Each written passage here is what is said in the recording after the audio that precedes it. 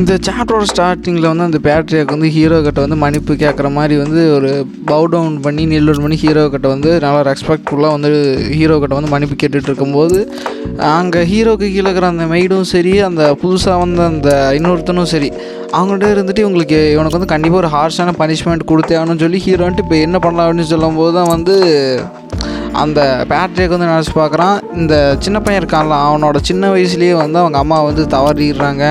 அதுக்கப்புறம் இவன் அம்மா இல்லாமல் தான் வளர்க்க போகிறான். அவங்க அப்பா தான் வந்து இவ்வளோ நாட்கள் வந்து அவனை பத்திரமா வச்சு பார்த்துக்கிறாரு. அதுக்கப்புறம் அவர் தான் வந்து இவனுக்கு எல்லாமே, இவன் தான் வந்து அவனுக்கு எல்லாமே. ஆக்சுவலாக அவங்களோட அந்த அவங்க அப்பாவோட உலகம் தான் வந்து இவன். அதனால் இவனை வந்து இழக்கறதுக்கு வந்து நான் விரும்பலை. இவனுக்காக வந்து எதாக இருந்தாலும் நான் வந்து குவிட் பண்ணுறதுக்கு தயாராக இருக்கிறேன், எதாக இருந்தாலும் நான் வந்து இழக்கிறதுக்கு தயாராக இருக்கேன்னு சொல்லி அவங்க அப்பா வந்து அப்போ ஒரு முடிவு எடுத்துருப்பார்.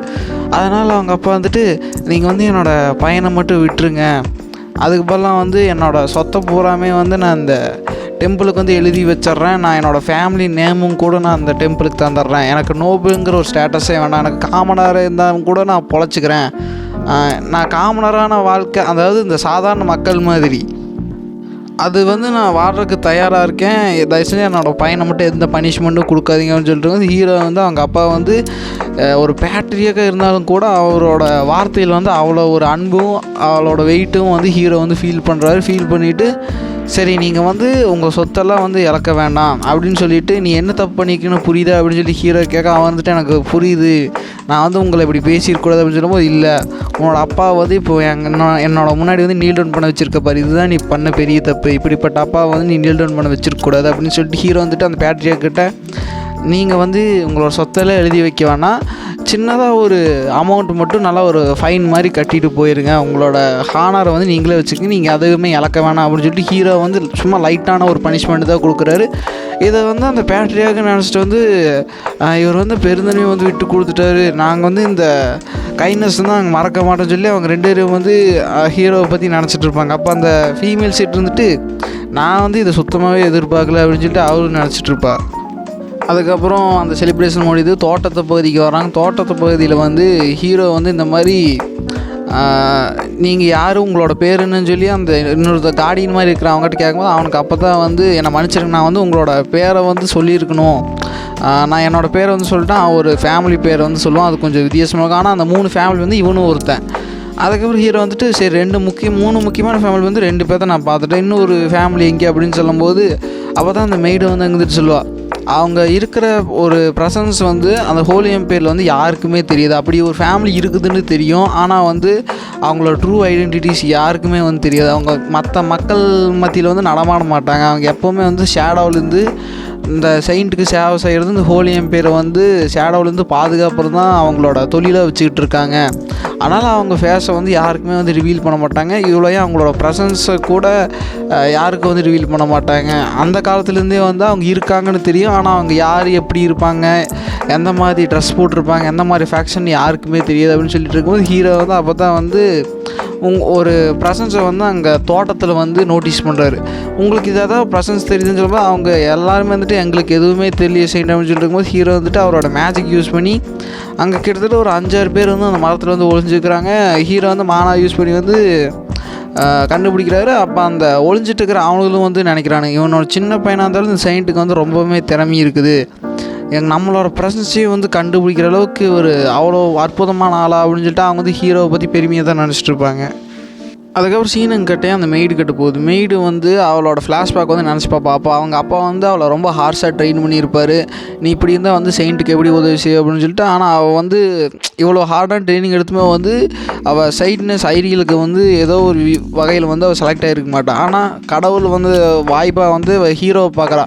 ஆனால் ஹீரோ வந்து செகண்ட் சைண்ட் இது மாதிரி ஒரு நிகழ்வு வந்து வரலாற்றில் வந்து நிகழ்ந்ததே கிடையாதுன்னு சொல்லிட்டு இப்போது அவளுக்கு குறைஞ்சபட்சம் ஹீரோக்கு மெய்டாவது ஆகலாம்.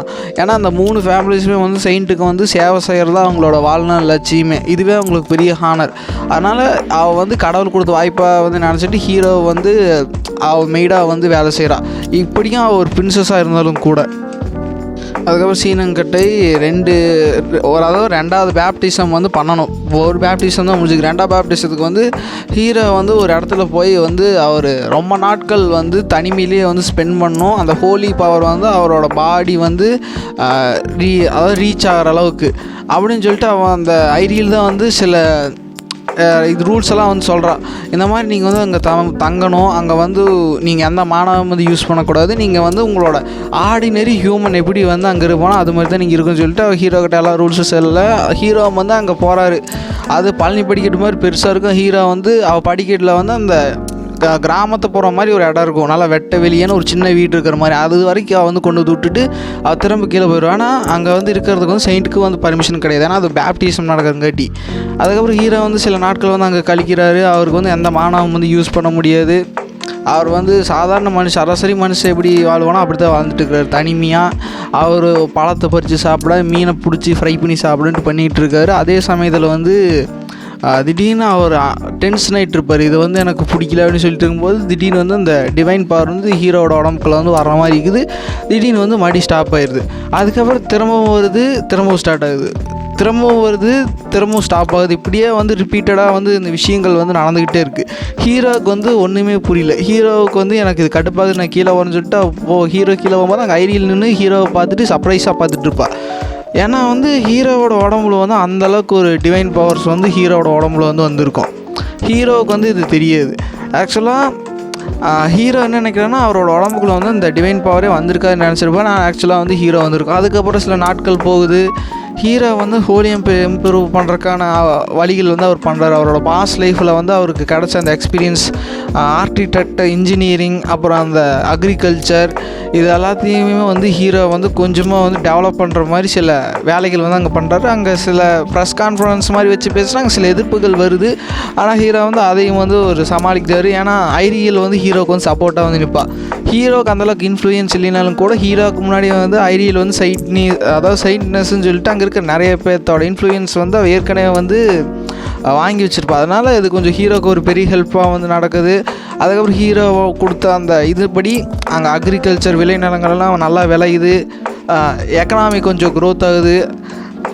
அதுக்கப்புறம் ஹீரோ போய் அவர் லைப்ரரியில் வந்து அவரோட மேஜிக் எல்லாத்தையும் வந்து டெவலப் பண்ணுறதுக்கான வழிகள் வந்து ஹீரோ வந்து பார்த்துட்டு இருப்பார். அப்படி டெவலப் பண்ணிகிட்டு இருக்கும்போது வந்து அந்த இடத்துல வந்து வெளியில் ரிசப்ஷனிஸ்ட் மாதிரி இருப்பான். அங்கே அவர் நல்லா உட்காந்துட்ருக்க அந்த இடத்துல வந்து ஒருத்தி வந்து வந்தோடனே வந்துட்டு பார்த்துட்டு நீங்களும் சொல்லி அவங்களுக்கு ரெஸ்பெக்டாக பேசும்போது சரி நீங்கள் டயர்டாக இருக்குன்னு நினைக்கிறேன், சரி நான் உள்ளே போய் கொஞ்சம் புக்ஸ் படிக்கிறேன் அப்படின்னு சொல்லிட்டு இருக்கும்போது அவன் வந்து அப்போ தான் இன்ஃபார்ம் பண்ணுறான்.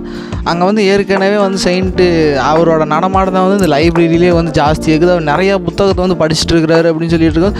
ஓ அப்படியா, சரி நான் போய் பார்க்க சொல்லிட்டு ஹீரோ வந்து அங்கே ரொம்ப இன்ட்ரெஸ்டடாக ஒரு புக் படிச்சுட்டு இருக்கும்போது ஆப்போசிட்டில் போய் நின்றுட்டு நீங்கள் தான் வந்து இந்த மாதிரி செயின்ட் அப்படின்னு சொல்லும்போது ஆமாம் அப்படின்னு சொல்லிட்டு 2 பேரும் வந்து இன்ட்ரடியூஸ் பண்ணிக்கிறாங்க.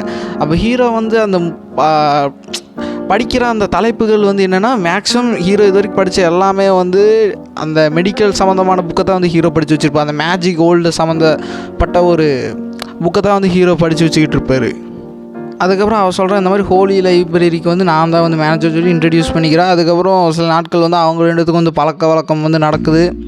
அதுக்கப்புறம் அவள் வந்து ஒரு சுச்சுவேஷன் வந்து அவளோட கண்ணை வந்து ஹீரோ கிட்ட காட்டுவாள். ஹீரோ வந்து அந்த கண்ணை பார்த்தோன்னே வந்து அனலைஸ் பண்ணிவிட்டு இது வந்து உங்களுக்கு சின்ன வயசுலேருந்தே வந்து இந்த பிரச்சனை இருக்குது அப்படின்னு சொல்லும்போது ஆமாம் இது வந்து என்னோட சின்ன வயசுலேருந்தே பிரச்சனை இருக்குது, நிறைய தடவை டிவைன் பவர் யூஸ் பண்ணி பார்த்தாச்சு எந்த விதமான ஒரு விஷயமே வந்து நடக்க மாட்டேங்குது அப்படின்னு சொல்லிட்டு இருக்கும்போது ஹீரோ வந்து போர்டில் வந்து சாக் பீஸை வச்சு வரைகிறாரு. அதாவது உங்களோட ஐயில் வந்து இருக்கிறத வந்து ஒரு சின்ன பிரச்சனை தான், உங்களோட கண்களில் வந்து ஒரு பகுதி வந்து ஒளியை வந்து உள்ளே போக விடாமல் வந்து தடுக்குது. அது தடுக்காமல் இருந்தால் தான் வந்து உங்களால் வந்து எல்லா ஆப்ஜெக்ட்ஸும் வந்து கிளியராக பார்க்க முடியும். அது வந்து ஒரு க்ளவுடு மாதிரி ஃபார்ம் ஆகிருக்கு. அதனால் அதை வந்து நம்ம வெட்டி எடுத்துகிட்டு அதுக்கு இணையான நல்லா உங்களுக்கு கலர் தெரிகிற மாதிரி ஒரு விஷயத்தை வந்து உங்கள் கண்ணில் வந்து ஆர்டிஃபிஷியலாக பொருத்தணும் அப்படின்னு சொல்லும்போது இவளுக்கு வந்து ஒன்றுமே புரியல. என்னோடய கண்ணை வந்து வெட்ட போகிறீங்களான்னு சொல்லிட்டு ஹீரோ வந்துட்டு இப்போதைக்கு வந்து எனக்கு இதுக்கு கரெக்டான தீர்வு வந்து தெரில, அதுக்கேற்ற மாதிரி உங்களுக்கு செயற்கையான விழிகள் வந்து பொறுத்தறதுக்கு வந்து அதுக்கேற்ற மாதிரி நான் ரெடி பண்ணணும், ஆனால் இந்த மாதிரி ரெடி பண்ணிட்டுனா உங்களோட ஐயை வந்து என்ன ட்ரீட்மெண்ட் பண்ண முடியுங்களான்னு சொல்லும்போது அவன் வந்து சிரிச்சுட்டு சரி நீ பண்ணால் பார்க்கலாம் அப்படின்னு சொல்லிட்டு இருக்கும்போது ஹீரோ வந்து ரிசர்ச் பண்ணுறாரு. அவரோட ரிசர்ச்சுக்கு வந்து ஆர்க்கோட பிளட்டும் அப்புறம் டோலோட பிளட்டுமே வந்து ஹீரோவுக்கு வந்து தேவைப்படுது. அப்போ ஃபஸ்ட்டு ஹீரோ வந்து அந்த பிளட்டு எடுக்க போகும்போது அங்கே ஆருக்கு வந்து அடி வாங்கி கிடக்கும். அதோட உடம்புலேருந்து ஒரு வெள்ளை திரவம் வந்து வழிஞ்சிக்கிட்டு இருக்கும். ஹீரோ வந்து அதை எடுத்து பார்க்கும்போது இது ரொம்ப ஒரு கலர் ட்ரெஸ்ஸாக இருக்குது, இதை வந்து ஹீரோக்கு யூஸ் ஆகும்னு சொல்லிட்டு ஹீரோ வந்து இந்த டெஸ்ட் சப்ஜெக்ட் வந்து எடுத்து வச்சிருவார். அதுக்கப்புறம் வந்து ஆர்க்கோட பிளட் வந்து கலர்லெஸ்ஸாக இருந்தால் அந்த ட்ரோலோட பிளட் வந்து மேக்ஸிமம் எல்லா விஷயத்துக்கும் வந்து சகஜமாக பயன்படுத்தலாம் எக்ஸ்பிரிமெண்ட்ஸுக்கு. ஆனால் அதோட பிளட்டும் ஹீரோக்கு தேவைப்படுது. ஹீரோ வந்து இது மாதிரி வில்லேஜுக்கு தான் போய் அதை எடுக்கலான்ட்டு போகும்போது அங்கே 2 சின்ன குழந்தைகள் பார்க்குறாரு. நல்லா யாருனாலையுமே பார்க்க முடியாமல் வந்து கைவிடப்பட்ட குழந்தைகள் 2 பேர் அங்கே இருப்பாங்க. ஹீரோவை பார்த்தோன்னே அவங்க ஃபஸ்ட்டு பயந்தான் படுறாங்க. அதுக்கப்புறம் ஹீரோ வந்துட்டு ஒரு சாக்லேட் மாதிரி வந்து ஹீரோ கொடுக்குறாரு. அதை வாங்கி அவங்க சாப்பிட்றாங்க. அதுக்கப்புறம் ஹீரோ வந்து நீங்கள் தனியாக இருக்கீங்களா, சரிந்தாங்க அப்படின்னு சொல்லிட்டு ஹீரோ வந்து ஒரு பொட்காசுகள் வந்து அவங்களுக்கு கொடுத்துட்டு, இதை வச்சு நீங்கள் வந்து சமாளிச்சுக்கங்க, நான் திரும்ப வரும்போது ஏதாவது பண்ண முடியுதா பார்க்கன்னு சொல்லிட்டு ஹீரோ வந்து இப்போ அந்த ட்ரோலோட பிளட் எடுக்கிறதுக்கு தான் போயிருப்பார். அங்கே போய் சக்ஸஸ்ஃபுல்லாக வந்து இந்த ட்ரோலோட பிளட் வந்து எடுத்துகிட்டு ஹீரோவோட அந்த ரிசர்ச்சில் வந்து இன்னும் ஆர்க்கோட பிளட் வந்து பற்றிருக்காது. அது வந்து சும்மா ஒரு டெஸ்ட் பண்ணுறதுக்கு வந்து சரியாக போயிருக்காட்டி அவர் வந்து அந்த இருக்கிற ஆர்க்கோட பிளட் எல்லாத்தையும் வந்து ஹீரோ மடி கலெக்ட் பண்ணிவிட்டு அவர் திரும்ப அந்த வில்லேஜை தாண்டி தான் வரணும். அப்படி அந்த பகுதியை தாண்டி வரும்போது வந்து அந்த சின்ன பையன் கூட இருந்த ஒரு சின்ன பொண்ணு வந்து ஹீரோ முன்னாடி வந்து ஒரு திசையை காட்டுவா. ஹீரோ வந்துட்டு ஒன்றுமே புரியல. ஏன் பாப்பா ஏதாவது பிரச்சனைன்னு சொல்லும்போது அந்த சைடில் பார்த்தா எப்படி சின்ன குழந்தைகிட்டேருந்து பிடிங்கி திம்பானலாம் அது மாதிரி அங்கே பொட்காசுகளை வந்து அந்த சின்ன பையன்கிட்ட பிடுங்கி வச்சிட்றாங்க. அதுக்கப்புறம் அந்த சின்ன பையன்ட்டு நீ எனக்கு குர்றா அந்த காசு அப்படின்னு சொல்லும்போது யாருமே வந்து அந்த விஷயத்தை வந்து கண்டுக்கவே மாட்டேங்கிறாங்க. அவன் அடிக்க போகும்போது ஹீரோ வந்து நடுவில் போந்து ஹீரோ மாதிரி காப்பாற்றுறாரு. அதுக்கப்புறம் வழக்கம் போல் நடக்கிறது தான். ஹீரோ வந்து அங்கே இருக்கிற எல்லாத்தையும் வந்து அடித்து போடுறாரு. அடித்து போட்டதுக்கப்புறம் சரி நீங்கள் வாங்க, இங்கே இருக்கிறது சேஃப் கிடையாது, நான் வந்து உங்களுக்கு சேஃபான இடத்துக்கு கூட்டிகிட்டு போகணும்னு சொல்லி ஹீரோ வந்து ஃபஸ்ட்டு மேன்சனுக்கு கூட்டிகிட்டு போவார்.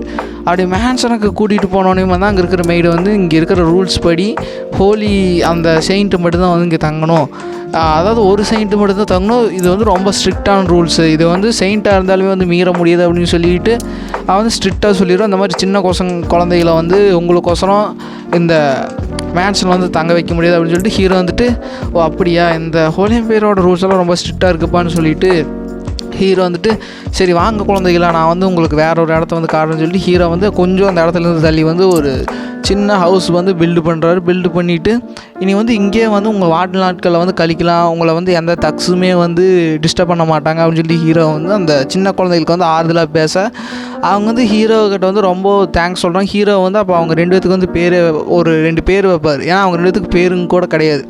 அதுக்கப்புறம் ஹீரோவோட கைண்ட்னஸில் வந்து அவங்களும் வந்து ஹீரோ வந்து ரெஸ்பெக்ட் பண்ணுறாங்க, லவ் பண்ணுறாங்க. அதுக்கப்புறம் சில நாட்கள் போது ஹீரோ வந்து சக்ஸஸ்ஃபுல்லாக வந்து அந்த ஆர்டிஃபிஷியலான அந்த விழிகளை வந்து ஹீரோ வந்து க்ரியேட் பண்ணிடுவார். அதை க்ரியேட் பண்ணோன்னே ஃபஸ்ட்டு போய் அந்த மேனேஜரை அப்ரோச் பண்ணி இந்த மாதிரி நான் க்ரியேட் பண்ணிட்டேன், ட்ரீட்மெண்ட் பண்ணலாமான்னு சொல்லும்போது அவள் வந்து ஃபஸ்ட்டு வந்து தயங்குறான். ஏன்னா ஒருத்தவங்களோட கண்ணை வந்து வெட்டுறது வந்து ரொம்ப பெரிய விஷயம்.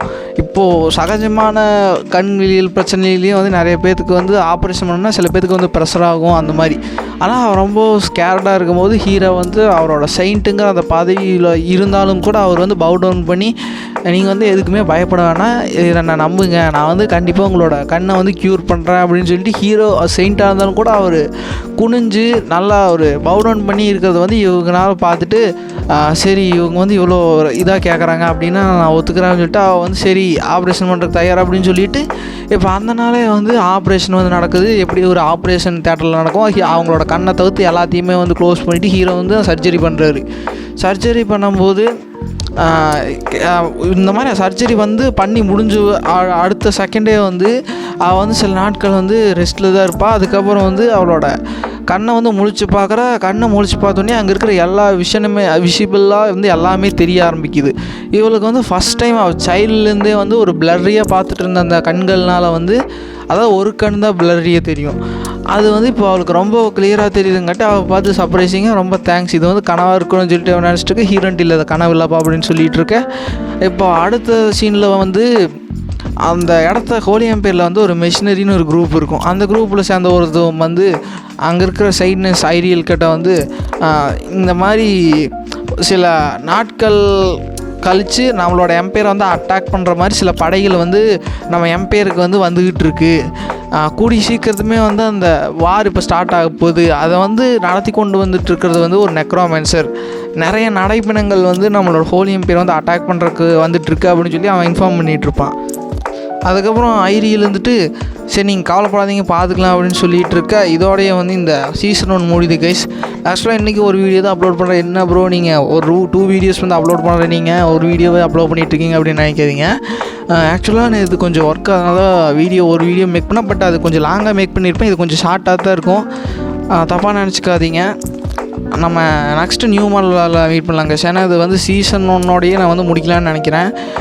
இன்னும் நடுவில் வந்து இன்னும் கொஞ்சம் ஒரு 2-3 மாதம் பார்த்துட்டு திரும்ப வந்து கன்டினியூ பண்ணலாம் அப்படின்னு நினைக்கிறேன் கைஸ். அவங்க சப்போர்ட் கொடுங்க.